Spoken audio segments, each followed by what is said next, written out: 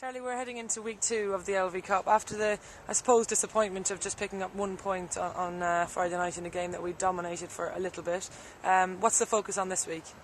Well, this week's a must-win game if you want to stay alive in this competition. So Worcester at home, like I said, not the best of performances on Friday night, but picked up a point at least. But this week's a must-win. So.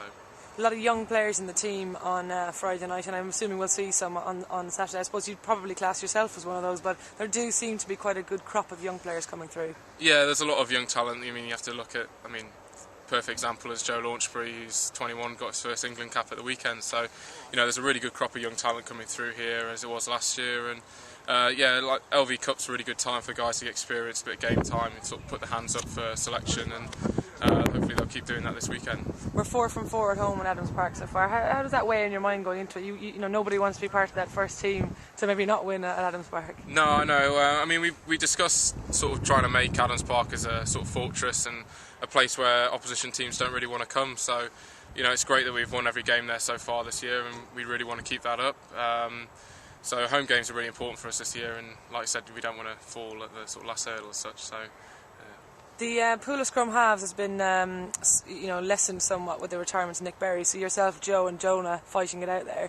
Is that put a bit more pressure on you guys to maybe stay fit all the time and not get injured, or are you just pleased that perhaps you'll get to play in almost every competition now? Yeah, we sort of try and wrap ourselves up in a bit of cotton wool, but we still have to do the same amount as everyone else, and I think it does add a bit more pressure because Nick was the most experienced out of all the 4 nines here, and he was a sort of settling guy, such a good player, and a guy you can really learn from. So it does add pressure in that when you do have that opportunity now, there's no one else to turn to. There's only 3 of us. We really got to step our games up and keep performing. And such like Joe, he's had a great season. Unfortunate for his injury, he's been doing that such, and me and Jonah are really sort of trying to push him to try and get that 9 jersey. So. Like you said, we're under pressure and we just got to keep performing. So. Well, tell us a bit more about Jonah and his ability. What do you see of him on the training part that suggests that he's got the goods to make it in the next few years? Well, he's got all the fundamentals. He's got good pass, good kick, and he's probably out of the 3 of us. He's a top athlete. He's strong in the gym. He's very quick. He's fit, athletic, and everything.